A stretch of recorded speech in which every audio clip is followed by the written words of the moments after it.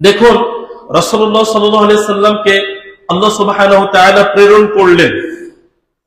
এত এত মানুষ পৃথিবীতে আছে, কোন মানুষকে তার সমস্ত কথা চোখ বন্ধ করে মেনে নিতে আল্লাহ বলেননি।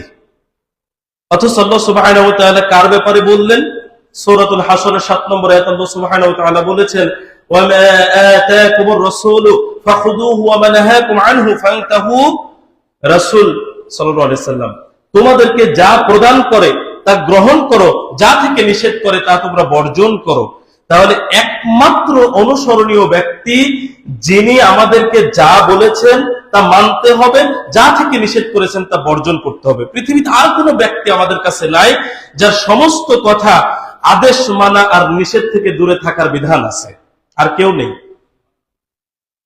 তাহলে সেই নবীর অনুসরণ করাটা কতখানি জরুরি। তিনি যে সুন্নাহ আমাদের কাছে রেখে গেছেন, সেই সুন্নাহটা অনুসরণ করাটা আমাদের জন্য কতটা গুরুত্বপূর্ণ বিষয়। আমরা এখানে যারা বসে আছি, যদি আপনাদেরকে প্রশ্ন করি, আমরা কি আল্লাহকে ভালোবাসি কিনা? আমরা কি আল্লাহকে ভালোবাসি? আল্লাহকে ভালোবাসি এই কথাটা আমরা সবাই বলবো, কিন্তু আল্লাহকে ভালোবাসি এই কথার প্রমাণ দিতে হলে নবীর অনুসরণ করাটাও জরুরি।